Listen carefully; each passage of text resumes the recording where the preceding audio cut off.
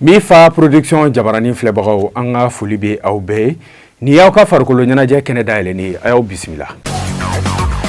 An ka bi farikolo ɲɛnajɛ kɛnɛ n'ale dayɛlɛ an ka bakuruba fɔlɔ o bɛna kɛ handball ye. Handball kunnafoni minnu bɛ ale kan an bɛna an da don la k'o da tulo kan. N'an bɔr'o kɔnɔ an bɛna senna dolata an bɛ ale page dayɛlɛ. I bɛ a jateminɛ an ka ŋanaminɛŋanaw ka kɛnɛ olu ka tile 24 na o jaabiw olu dafalen bɛ an bolokɔrɔ yan ani o jɔyɔrɔko an bɛna olu da tulo kan. N'an bɔra yen an bɛ taga musolakaw fɛnɛ fɛ yen nɔ n'o ye Ligue 1 Orange féminin an b'a fɔ olu fɛnɛ ka jaabi bɛ an bolo yan nɔ an bɛna o jaabiw fɛnɛ da aw tulo kan fo ka se Coupe du Mali demi-finale ani finale olu dɔnnen don ka ban o don bɛɛ dɔnna ani kunnafoni misɛnnin caman farikolo ɲɛnajɛ kunnafoni farafinna farajɛla olu de bɛna k'aw tulo garisɛgɛ ye ka bi kunnafoni d'aw tulo kan aw denkɛ n'aw balimakɛ Cheikh Bukadɛri Magasuba ni kanubagaw bɛ wele ko Momosu a y'aw bisimila. I n'a fɔ kunnafoni daminɛ kun y'a fɔ ɲɛna cogo min na handball à l'école ni ye an b'a fɔ Ligue de Bamako mun ɲɛsinnen don handball ma ni ye ale ka hakilina ye hakilina nin kun tɛ dɔwɛrɛ handball ka se ka don bɛrɛ la ka se ka kɛ fɛn ye ka yakubaya bɛɛ bɛ se ka dɔn a kɔnɔ cogo min na a bɛ se ka lakodɔn cogo min na ka kɛ farikolo ɲɛnajɛ mun kanunen don denmisɛnninw fɛ o de hokumu kɔnɔna na handball à l'école ale baaraw la bɛnna Ligue de Bamako fɛ k'a daminɛ mɛkalo tile fɔlɔ a bɛ kuncɛ mɛkalo tile 5 nin na fɛn min ye an b'a da o tulo kan k'a fɔ nin hakilina ɲuman ye ligue ka nga fɔ hakilina mun na ka sababuya kɛ nin bɛna kɛ sababu ye an ka denmisɛnninw caman u ni handball bɛna sɔrɔ yan ɲɔgɔn na ni kunnafoni minnu bɔra nin kɔfɛ a b'olu sɔrɔ an ka jɛmukan nataw la. N'an bɔra an bɛna sinan dolantan na Mali ka ŋanaminɛŋanaw ka kɛnɛ o tile 24 jaabiw la sa n'o ye Ligue 1 Orange i b'a ye US Buguba ale bɛ sebaya sɔrɔ kurefinakaw kan o bɛ ban kelen ni kanangolo 11 créateur ni AS Black Stars bɛ dɛsɛ ɲɔgɔn na 1-1 AS Police ale cira Bugunikaw fɛ 2-1 fɛn min ye USC Kita cira Surasiw fɛ n'o ye Isfase 2-1 Joliba AC ale fɛnɛ bina AS Real ɲɛkɔrɔ bana 1 ni kanangolo Binga FC ale ye sebaya sɔrɔ AS Bakarijan ka 3-0 fɛn min Stade Malien de Bamako ale Club Olympique de Bamako ci 5-0 ATS de Koro ale seba sɔrɔ Afrika o bana 7-2 jɔyɔrɔ kow la sa jɔyɔrɔ fɔlɔ bɛ Joliba AC bolo kuru 51 Stade Malien bɛ tugu a la kuru 44 kuru 43 bɛ Real bolo AS Bakarijan kuru 39 o bɛ ale bolo dugumamaw la sa jɔyɔrɔ 13 AS Police kuru 23 jɔyɔrɔ 14 ATS de Koro kuru 23 jɔyɔrɔ 15 o bɛ USC Kita bolo kuru 19 jɔyɔrɔ 16 o bɛ Black Stars bolo kuru 17. Ligue 1 Orange féminin n'o ye musolakaw fɛnɛ tɔgɔ la championnat ye anw fɛ yan nɔ an b'a fɔ jaabi minnu bɛ anw bolokɔrɔ yan sa fɛn min ye AS Saramaya ale cira Mande fɛ 4 kanangolo fɛn min ye Super Lion ale ni Amazon dɛsɛra ɲɔgɔn na 1-1 AS Real ale ye sebaya sɔrɔ AS Momo ka 1 ni kanangolo AS Étoile ale cira Entente fɛ 3-0 fɛn min ye Centre FC AS Police ale ci o bana 7-0 Isfas ye sebaya sɔrɔ AS Sudubaba o bana 6 kanangolo Coupe du Mali ɲinan san 2024 ale édition na fɛn min ye an sera demi-finale la sa Bakarijan a fait sebaya sɔrɔ ale ka 2-1 bɛɛ tun bɛ ka dolantan min kɔnɔ Mali ni Bama ka dolantan an b'a fɔ o labana Bamaw ta y'a la n'o ye Stade Malien ale ye sebaya sɔrɔ Joliba kɔ bana 2-1 ni Ala ma basi kɛ juin kalo tile fɔlɔ san 2024 Afrique Foot Elite n'o ye AFE ale ni Stade Malien de Bamako olu bɛ ɲɔgɔn sɔrɔ.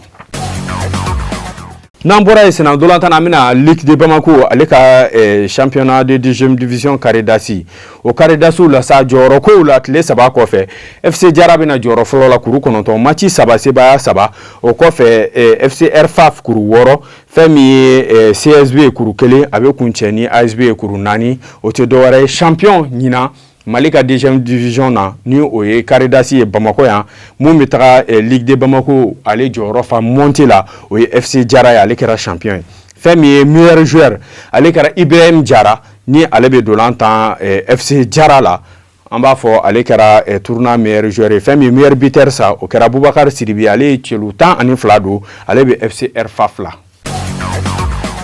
n'an bɔra yen an bɛna tournoi amical UEFA la mun tun bɛ ka kɛ Turki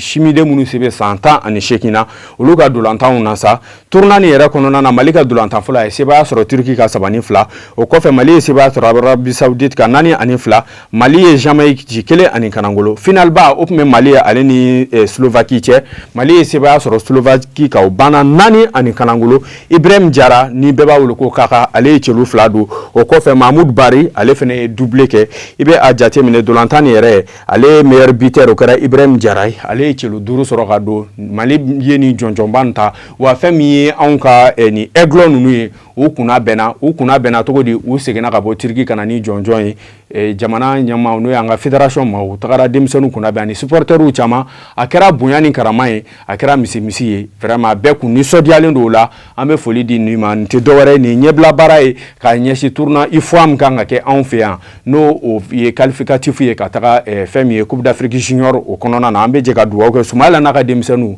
ala k'u jɔyɔrɔ ni tintin bɛɛ.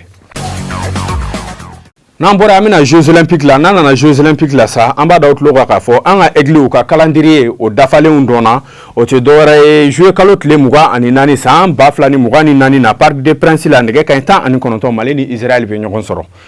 nɛgɛ n'o o kɔfɛ sa juillet kalo tile 27 san 2024 fɛn min ye Mat Atlantique de Bordeaux n'o ye Bordeaux ballontan terrain ye nɛgɛ kanɲɛ 19 Japon ale bɛ Mali bisimila a bɛ kun cɛ ka bɛn juillet kalo tile 30 ma Parc des Princes la nɛgɛ kanɲɛ 19 Paraguay ale ni Mali olu bɛ ɲɔgɔn sɔrɔ. N'an bɔra ye hali bi an bɛ to aigle ka kunnafoni na nin ye ni des aigles tɛ dɔwɛrɛ an ka dolantana minnu sera ka koba kɛ dɔgɔkun kɔnɔ ka championnat la nin olu ka kunnafoni ye o dɔw la i b'a jateminɛ an ka gardien n'ale ye Mamadou Samassa nin wagati na Ligue 2 français ko gardien minnu ɲɔgɔn tɛ ɲɔgɔn ma da ale nominelen don o la an bɛɛ bɛ jɛ ka dugawu k'a ye a jɔyɔrɔ ala ka ani tintin bɛɛ n'o bɔra ye an bɛ taga an ka attaquant dɔ bɛ a si bɛ san 20 ɲɔgɔnna la san 18 ɲɔgɔnna la ni ale tɔgɔ ye Amadi Kamara a ye Autriche coupe ale y'o ta Sturm Graz fɛ nin wagati na u ye sebaya sɔrɔ tɔn kan n'o tɔgɔ ye Rapide de Vienne dolantan banna 2-1 an b'a fɔ Amadi Kamara ɲɛna ko félicitations n'an bɔra ye sa fɛn min ye nin ye an ka aigle kɔrɔba dɔ ye n'ale tun ye défenseur n'a tɔgɔ ye Ousmane Coulibaly ale ye dan sigi a ka carrière professionnelle la Ousmane Coulibaly san 16 kɔfɛ a ka carrière professionnelle kɔfɛ nin ye ale kɛlen ka dan sigi dolantan na an bɛ foli d'a ma a ye jamana ni servili min kɛ a n'a ye diɲɛ servili min kɛ dolantan na o kɔfɛ Amadou Aidara Dudu an b'a fɔ ale ka tɔn olu ni OFNAM tun bɛ ka jouer dolantan banna 1-1 Dudu ale yɛrɛ bɔra sanga 77 wagatiw la an b'a fɔ Dudu bɛ yɔrɔ min na bi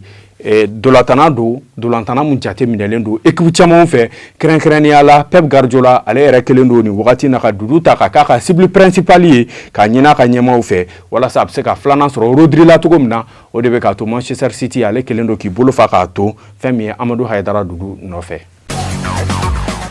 N'an bɔra an bɛna Kalifa Diana n'o ye an ka buteur patente ye ale ye ka bi 11 don ɲina Kevin Laurent ale ni Dunkerque tun bɛ ka jouer dolantan banna 2-1 fɛn min ye Kalifa Diana n'o y'a ka attaquant ba ye ale ye a ka cɛlu 11 don o kɔfɛ an bɛna hali bi France 2e division na Lassine Sinayogo ɲina saison yɛrɛ kɔnɔ ni ale ye bi 8 ani passe décisif 5 kɛ Lassine Sinayogo nin wagati na an b'a fɔ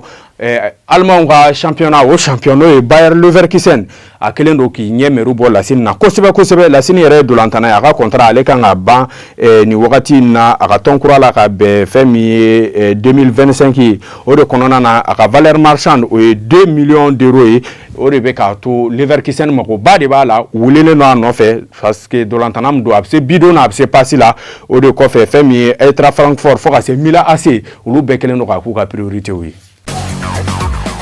Albi an bɛ to an ka aigle ka kunnafoni na an bɛna kuma fɛn min Youssouf Sissoko an b'a fɔ ale ka tɔn n'o ye Bordeaux ye ale ni Ajaccio tun bɛ ɲɔgɔn na an ka nin denmisɛnnin n'o ye Youssouf Sissoko ni camancɛ maa don ale yɛrɛ sera ka passe décisive kɛ nin dolantan na